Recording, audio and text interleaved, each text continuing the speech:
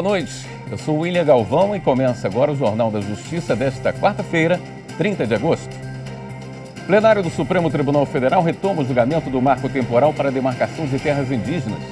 Este é um dos destaques de hoje e você acompanha também nesta edição. STF mantém inconstitucionalidade de aumento de base de cálculo do IPTU em Cuiabá. O Conselho Nacional de Justiça vai acompanhar os processos envolvendo os assassinatos da líder quilombola Maria Bernadette e do filho dela. E ainda, ministra Rosa Weber abre segunda edição do Mulheres na Justiça. Encontro que discute a política nacional de incentivo à participação institucional feminina no Poder Judiciário.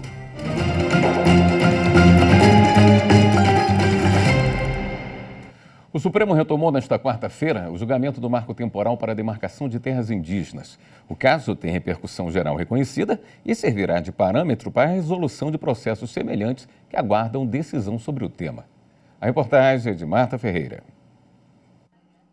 Cerca de 650 indígenas de 20 povos, de 8 estados, de acordo com a articulação dos povos indígenas do Brasil, vieram a Brasília se manifestar contra a tese do marco temporal e mostrar a importância do julgamento que trata das demarcações dos territórios ancestrais para os povos originários. Do lado de fora do Supremo, os indígenas se mobilizaram e acompanharam o julgamento numa estrutura montada no estacionamento.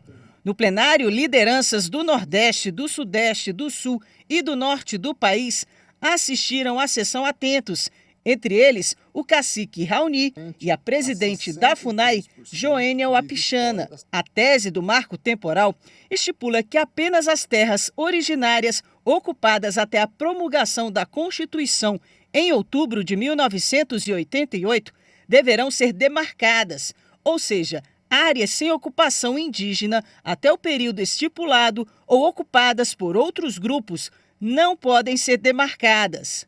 O caso concreto diz respeito a uma disputa pela posse de uma terra indígena em Santa Catarina, habitada por 3 povos. O pedido de reintegração foi apresentado pelo Instituto do Meio Ambiente do Estado contra a Fundação Nacional do Índio e o povo indígena Xoclen.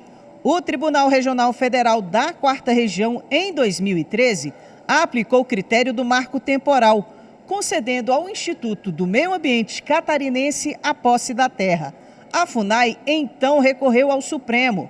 O tema tem repercussão geral reconhecida, ou seja, a decisão tomada aqui vale para todos os processos do tipo no país. Segundo dados do Conselho Nacional de Justiça, há 226 processos suspensos nas instâncias inferiores do Judiciário, aguardando uma definição sobre essa questão. O recurso começou a ser julgado no STF em setembro de 2021, mas um pedido de vista suspendeu a discussão.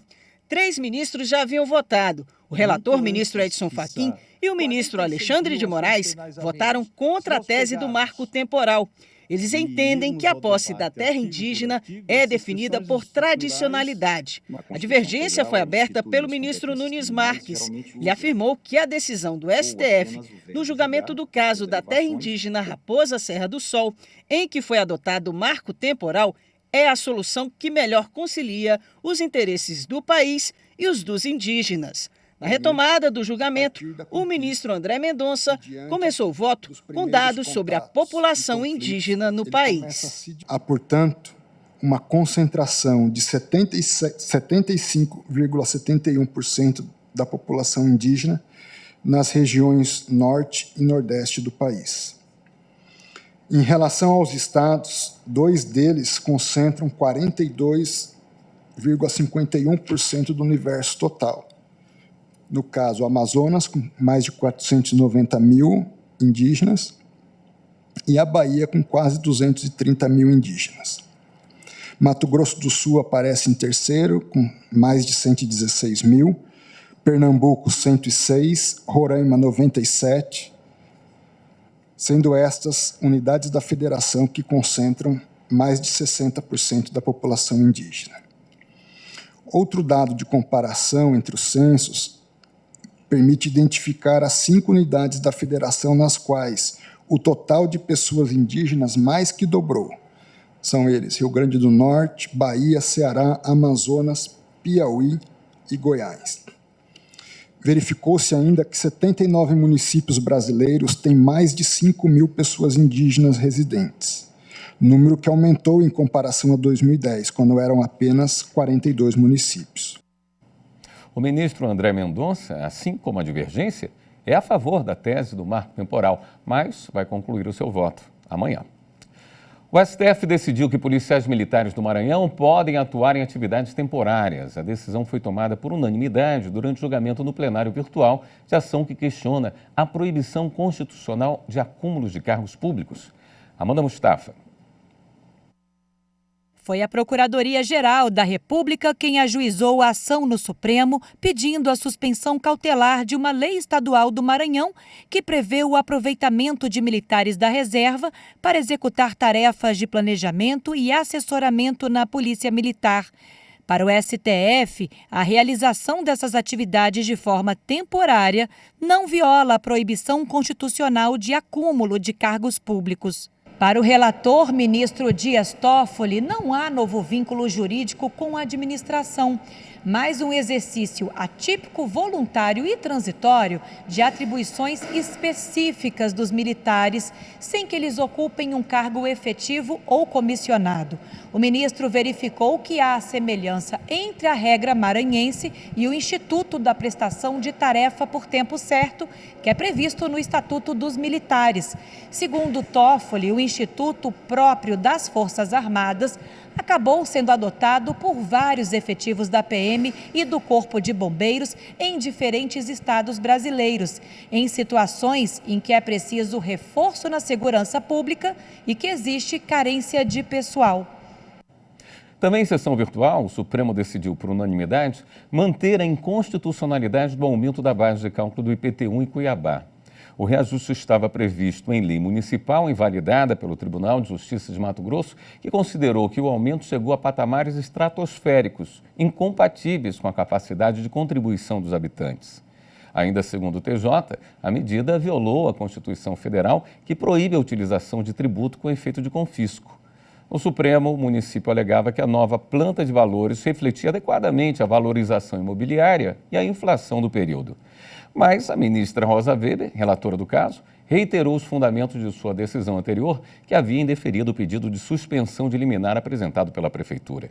Para a ministra, a alegação de que os valores estipulados não seriam razoáveis exigiria o exame de fatos e provas e da legislação municipal, o que não é possível por meio do pedido formulado no STF.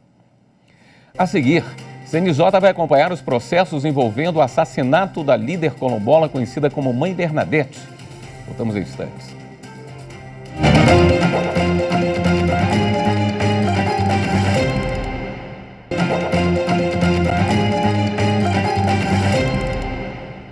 O Observatório das Causas de Grande Repercussão do Conselho Nacional de Justiça vai acompanhar os processos sobre as mortes da líder quilombola Maria Bernadette Pacífico, a mãe Bernadette, assassinada este mês, e do filho dela, morto em 2017. Repórter Renato Rosa. A determinação foi da presidente do Supremo Tribunal Federal e do Conselho Nacional de Justiça. A ministra Rosa Weber quer uma atenção especial na apuração do assassinato de Mãe Bernadette, como era chamada a líder do quilombo Pitanga dos Palmares, na Bahia. A quilombola tinha 72 anos e foi assassinada no dia 17 deste mês, executada dentro de casa, perto dos netos, com vários tiros no rosto. O Observatório das Causas de Grande Repercussão, uma parceria do Conselho Nacional de Justiça e do Conselho Nacional do Ministério Público, vai acompanhar o andamento do processo. O observatório tem como meta estimular a rapidez e a resolução de casos complexos de grande impacto. A polícia trabalha com 3 hipóteses: intolerância religiosa, disputa de facções criminosas e briga por território. A ministra Rosa Weber esteve com Mãe Bernadette no mês passado, no encontro com vários líderes quilombolas, na região metropolitana de Salvador. O observatório também vai monitorar o assassinato do filho da líder quilombola, Flávio Gabriel Pacífico dos Santos, assassinado em 2017, atingido por vários tiros no território ainda sob conflito fundiário. O caso permanece sem solução. Rosa Weber também determinou a criação de uma comissão executiva especial para acompanhar a apuração. A primeira reunião do grupo de trabalho, que também envolve o Observatório dos Direitos Humanos do Poder Judiciário, será nesta quarta-feira. O Superior Tribunal de Justiça transferiu para a Justiça Federal a apuração da morte de líderes de trabalhadores rurais em Rondônia. Repórter Samanta Peçanha. A pedido da Procuradoria-Geral da República, PGR, a terceira sessão do Superior Tribunal de Justiça determinou a transferência para a Justiça Federal de 6 inquéritos relativos a crimes de homicídio praticados contra líderes de trabalhadores rurais e outras pessoas que denunciaram grilagem de terras e exploração ilegal de madeira em Rondônia. Ao deferir parcialmente o incidente de deslocamento de competência proposto pela PGR, o colegiado considerou estarem presentes nos 6 inquéritos os requisitos cumulativos que autorizam a medida: grave violação de direitos humanos, possibilidade de responsabilização do Brasil em razão de tratados internacionais assinados pelo país e incapacidade de apuração dos fatos pelas autoridades estaduais. Os inquéritos federalizados se referem à morte de 8 pessoas. De acordo com a PGR, os crimes foram praticados em um cenário de violência marcado pela atuação de grupos de extermínio, com o envolvimento de agentes da segurança pública local, que atuam em favor de pessoas política e economicamente poderosas, com o objetivo de manter o controle delas sobre terras no estado de Rondônia. Após constatar grande dificuldade para obter informações das autoridades estaduais, a PGR pediu ao STJ a federalização de 11 inquéritos, instaurados para investigar homicídios e casos de tortura. O relator do IDC, ministro Messode Azulay Neto, destacou que em 6 inquéritos ficou evidenciada a inércia da Polícia Civil, o que justifica a transferência das investigações para a Polícia Federal. O relator mencionou também que, segundo a PGR, o estado de Rondônia é atualmente o segundo em número de mortes relacionadas à luta por terras, perdendo apenas para o Pará, e chegou a estar no topo do ranking em 2015 e 2016, contribuindo para a liderança mundial do Brasil em mortes no campo. E a terceira turma do STJ decidiu que o contrato de corretagem pode condicionar pagamento da comissão a evento futuro e incerto. Marina Campos. Na maquete, o sonho em miniatura, a tão sonhada casa própria. E para virar realidade, em muitos casos, a experiência de um corretor é necessária para ajudar na escolha do imóvel. Como explica o presidente da entidade que representa os corretores no Distrito Federal, Geraldo Nascimento. Ele também alerta para a necessidade de um contrato para a prestação do serviço. Uma vez escolhido o profissional corretor de imóveis para procurar o imóvel ou para vender seu imóvel, faça um contrato de intermediação com ele. Esse contrato vai rezar às condições pactuadas. O corretor ele é responsável pela segurança do negócio. Ele sabe das condições do imóvel, ele vai passar a conhecer o imóvel, ele tem obrigação, inclusive, de, se tiver saldo devedor, ir no agente financeiro para saber as condições, tirar as certidões negativas do vendedor, certidões de inteiro teor do imóvel, certidão de ônus, na realidade, certidão de ônus reais do imóvel, para apresentar ao comprador. Em um caso julgado pelo STJ, a terceira turma negou o provimento ao recurso de uma empresa de corretagem que alegava a nulidade de cláusula contratual na qual seu pagamento estava condicionado ao registro imobiliário de um empreendimento. Segundo o processo no contrato de assessoria técnico-imobiliária, a empresa se comprometeu a intermediar parcerias entre uma construtora e os proprietários de terrenos para a construção dos empreendimentos. Em uma das negociações intermediadas, houve a rescisão da parceria firmada entre a construtora e o dono do terreno após a aprovação do empreendimento pelos órgãos municipais. No entanto, o registro imobiliário não chegou a ser feito e, por isso, a comissão não foi paga. A relatora do recurso no STJ, a ministra Nancy Andrighi, ressaltou, entre outras coisas, que para se compreender o fato gerador do direito do corretor à comissão, o principal é definir o que se considera resultado útil de sua atividade. Ela lembrou ainda que o corretor pode acertar com o contratante a previsão de cláusula que estabeleça uma condição suspensiva para os efeitos do contrato. Com isso, a terceira turma decidiu que o direito do corretor de ser remunerado pela mediação realizada é disponível, o que permite às partes, na assinatura do contrato de corretagem, optarem por condicionar o pagamento da comissão a um evento futuro e incerto. O motoboy não conseguiu o reconhecimento de vínculo de emprego com uma plataforma digital de entrega. A decisão da quarta turma do TST, como mostra a repórter Michele Chiapa. Na ação, o motoboy da cidade de Santa Rita, na Paraíba, contou que ganhava R$ 1.700 por mês, não tinha carteira de trabalho assinada e que realizava a atividade de segunda a segunda, com jornadas extenuantes. Ele relatou também que fazia de 15 a 25 entregas por dia. Ainda segundo o trabalhador, havia duas formas de trabalho pelo aplicativo. No modo nuvem, havia a possibilidade de aceitar ou rejeitar a entrega ou de sair da plataforma quando quisesse. A outra maneira seria por meio de cadastro como operador logístico para trabalhar como terceirizado, gerenciado por uma prestadora de serviços para o iFood. Essa foi a forma pela qual pediu o reconhecimento de vínculo. Ao avaliar o caso, o Tribunal Regional do Trabalho da 13ª Região na Paraíba manteve a sentença de primeiro grau, que não reconheceu o vínculo empregatício. O regional verificou que o prestador ficou apenas 3 meses trabalhando como operador logístico, o que afasta o critério da pessoalidade. Além disso, ele ficou quase 2 meses sem acessar a plataforma e depois passou a atuar como motoboy em nuvem, deixando de atender as chamadas das corridas. Da decisão, o motoboy recorreu ao Tribunal Superior do Trabalho. Na quarta turma, o relator, ministro Alexandre Ramos, observou que a conclusão do TRT se baseou no exame de diversos aspectos da relação, a partir das provas apresentadas no processo. E para modificar a decisão, seria necessário reexaminar fatos e provas, procedimento vedado pela súmula 126 do TST. Estou provendo parcialmente o agravo, reconhecendo transcendência jurídica, mas negando o provimento ao agravo interno.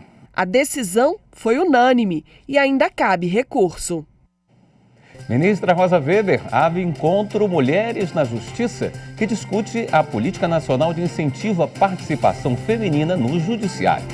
A gente fala sobre esse evento no próximo bloco. Até já.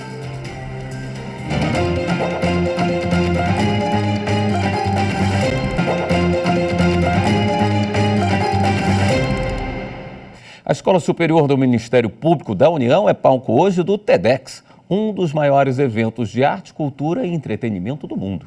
Quem tem as informações é a repórter Érica Pichelli. Lançar luzes sobre o nosso amanhã. Esse foi o tema da segunda edição do TEDx, promovido na Escola Superior do Ministério Público da União, a ESMPU, em Brasília. No total, 12 palestrantes, com jornadas e experiências diversas, compartilharam ideias inspiradoras com potencial de transformar realidades. A gente queria colocar o Ministério Público e a atuação do Ministério Público, que é tão significativa, tão importante, que é constitucional, na defesa do meio ambiente. A gente queria ampliar essa discussão e colocar outras comunidades e outras vozes para dialogar com o Ministério Público. O promotor de justiça Eric Fernandes, do Pará, veio falar do projeto que realiza em comunidades indígenas, o Reviver Reflorestamento. Antes do projeto iniciar, em 2017, de 2001 a 2017, a gente já tinha 1.342 hectares de desmatamento naquela terra indígena. Então o projeto já houve com a distribuição de mais de 4.000 mudas de castanheiras que trazem a castanha do Pará, que serve também de alimentação para o indígena. A engenheira florestal da Embrapa, Ana Euler, apresentou os resultados dos projetos de bioeconomia desenvolvidos na Amazônia. Essa bioeconomia, ela já existe, mas ela precisa ser priorizada de forma que a gente possa gerar oportunidades de ciência, tecnologia, educação e infraestrutura para não somente conservar a Amazônia, mas reduzir as desigualdades nessa região. A ESMPU foi tomada por essa atmosfera inspiradora. E além das novas ideias, o evento reuniu muito entretenimento e cultura com exposições de arte espalhadas por todos os lados. Além de obras como as de Sebastião Salgado, exposições como essa, inspirada nos ataques às sedes dos três poderes em Brasília no dia 8 de janeiro, ganharam holofotes. A gente quis sair de um ponto comum que normalmente a gente tem nos museus e trazer vozes de artistas mulheres, artistas indígenas, artistas negros, cada um trazendo o seu ponto de vista.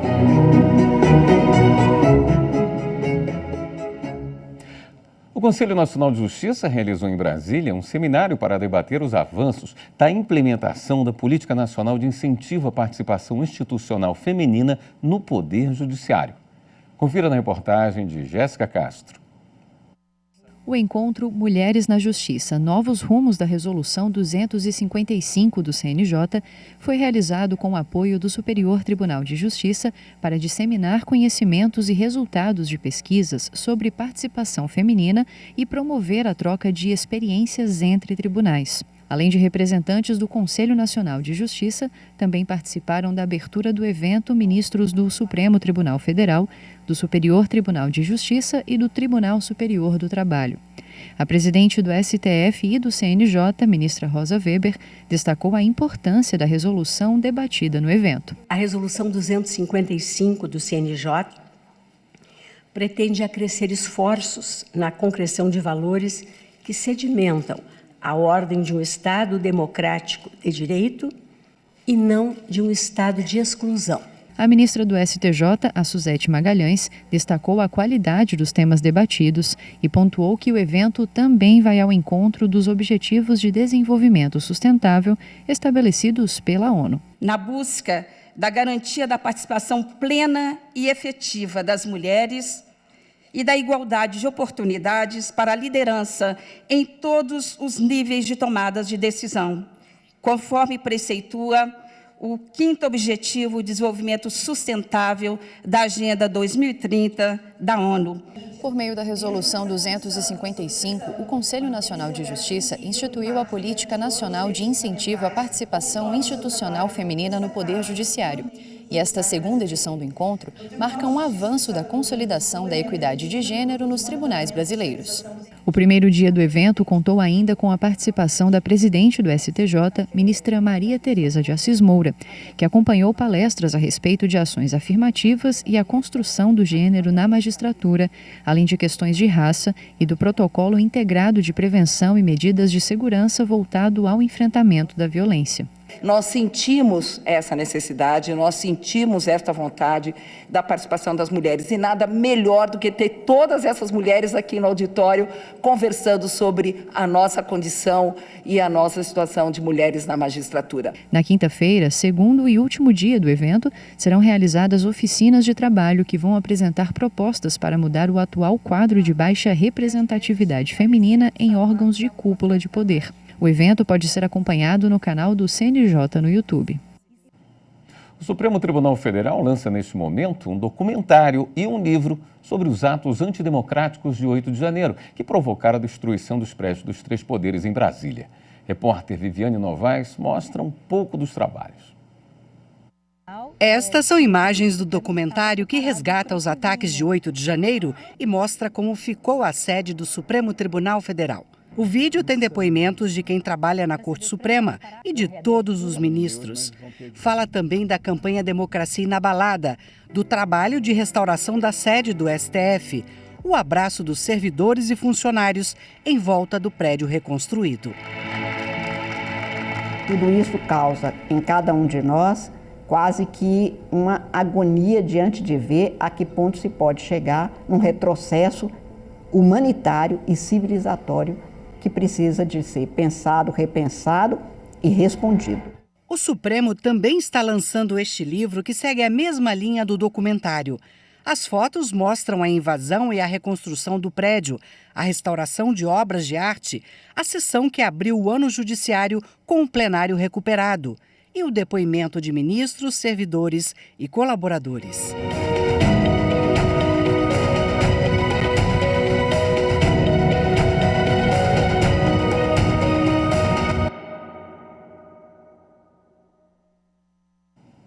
TV Justiça vai exibir o documentário Democracia Inabalada no próximo domingo, dia 3, às 10 horas da noite, com reapresentação durante a programação até o dia 16 de setembro.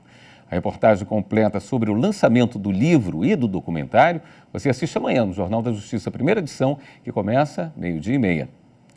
Esta edição do Jornal da Justiça fica por aqui. Uma excelente noite para você. Até amanhã.